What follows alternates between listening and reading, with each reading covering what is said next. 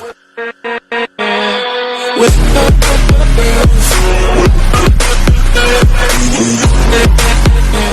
up, everybody? It is your boy Ash here. Happy Tuesday, guys. Thanks for coming in and hanging out with me today. I'm coming to you guys with my review of My Hero Academia manga chapter. What is it this week? 279. I feel like it's been forever since we've had a My Hero Academia chapter, just like One Piece.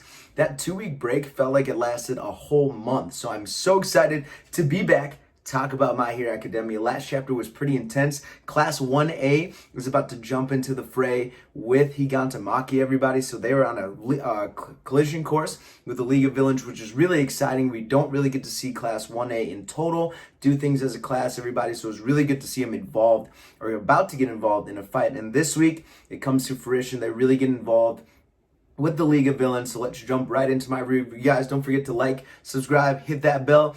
Road to 100 subscribers, everybody. So I appreciate all the love, and let's jump into it. So this week's chapter was great here. That's called League of Villans versus the UA Students. A very describing title to this chapter. And we kind of pick up where we left off, where Momo's kind of gathering the troops. And this time we get to see Class 1A and 1B working together. And I'm glad that Horikoshi did that he got Class 1B involved as well. So we don't really get to see them. They don't get a lot of screen time, but Class 1B is really, really cool. They have a lot of unique characters. Hado obviously being the best one, but a lot of cool characters in Class 1B. So we get to see a couple of them. So right off the bat, we get to see Class 1B's Mudman and Lizardlys, or Lizardy, or Lizard Lady.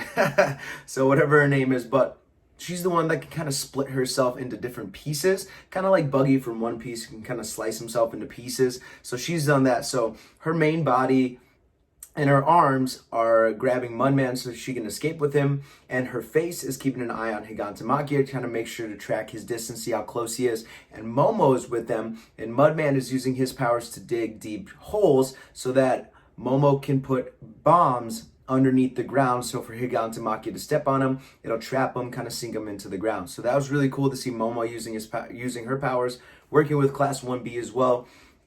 And then we kind of get the full scope of their plan. So Momo has created vials of some kind of, I don't know if it's poison or something to kind of knock Higantamachia out. And she gave each class student of 1B and 1A a vial to use, and their goal is to get the vial in his mouth.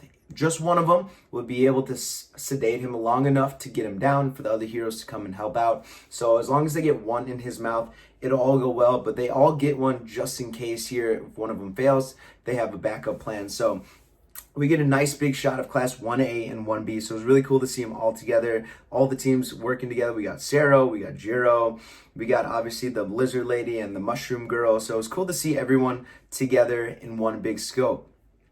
And Momo used Mineta's little ball things, put them all over the ground to set a trap. So we know that Mineta's balls are very, very strong, that if they get attached to you, you cannot escape from them. So they put a bunch of them all over the floor of the forest so that when Higantamachia steps on him, he's going to trip and he's going to fall, and it worked according to plan.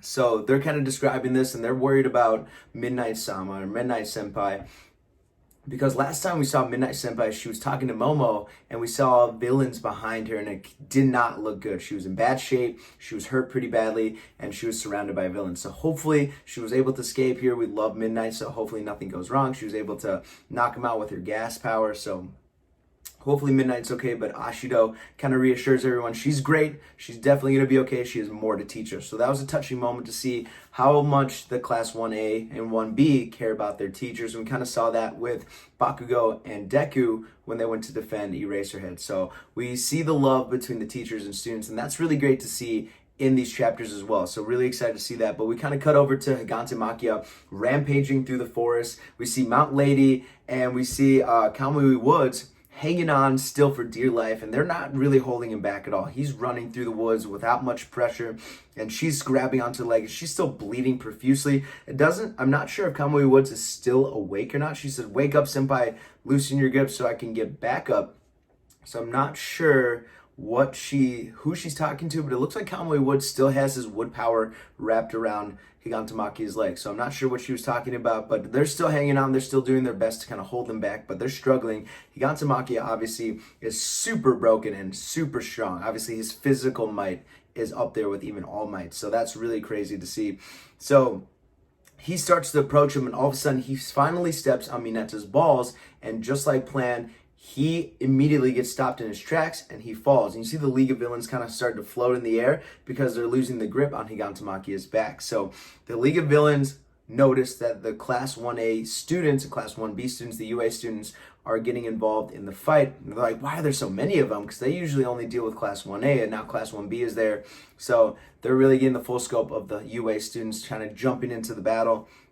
And we see the Vine Girl. So this is the Vine Girl that knocked Kaminari out of the original tournament back in like season 1 or very early into the series. So obviously she's very strong, but she wraps her hair vines around Higantamachia's neck. So she holds him down, and as she does this here, all the other students are holding on, and the ones with vials start to throw the vials towards Higantamachia's mouth. That's the goal.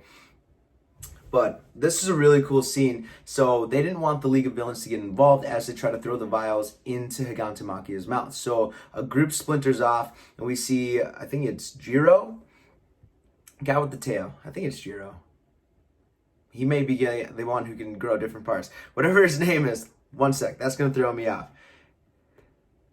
I want to make sure I'm getting these names right. Class 1A. Ojiro, there we go, it's Ojiro. So Ojiro, the guy with the tail, and a couple students from 1B and Kaminari go to distract the League of Villains here, and they start throwing Kaminari's little disc things that he can transfer his electricity to. So they start throwing them around the League of Villains here, and Kaminari looks like he's gonna just release a big lightning shock or a big electricity bolt that won't stray and hit his comrades as well. So very smart on their part to kind of plan for the League of Villains on the guy's back. But Mr. Compress kind of sees this coming, and he shoots, and he has like little guns on his hand. I don't know if I ever knew that he can just shoot him from his gun. I thought he just had to touch you. But he shoots his little marbles at Kaminari, and these huge rubbles, just like he used earlier, pop out and slam into Kaminari. So Kaminari gets hit pretty badly. We're not sure if he's okay or not. We don't really get to see him after that, but hopefully he's okay. But he gets hit pretty bad, and then Higantamachia just takes a big inhale, and it just lets out a huge breath, which is crazy. A huge breath towards the students and just blows them all away. It's so broken that he can just take a deep breath in and deep breath out, and he destroys like the forest area around him, which is wild. So they get all blown back. A few of them like grab onto trees and stuff, but that part of the plan, them throwing the vials into his mouth, did not work very well because he just blew everything away that they were trying to throw at him.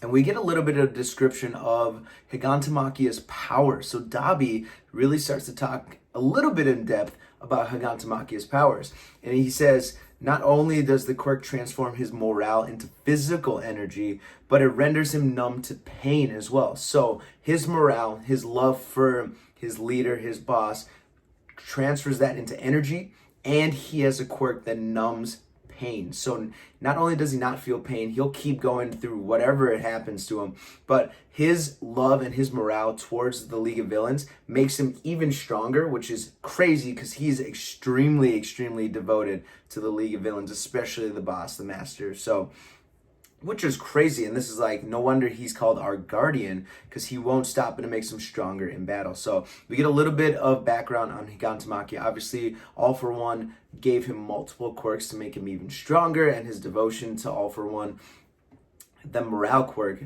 raises his power level to crazy heights, which is insane. So really cool to kind of learn a little bit more in depth about him, but Momo still isn't getting discouraged by what happened. She tells him to keep going, that she still has the bombs in the ground that they planted at the very start of this chapter, which is really good planning on Momo's part, to have a backup plan just in case Higantamachia starts to get back up from Mineta's little balls. So the League of Villains are like, we have to do something about these kids. So they start to get involved a little bit more. But as they are talking about doing something about the students, Mountain Lady finally, now that she's not being dragged, gets a chance to climb over Higantamachia's back, and she noticed that the kids were trying to throw something into his mouth. So she wraps around, grabs his jaw, and really starts to try to open his mouth here.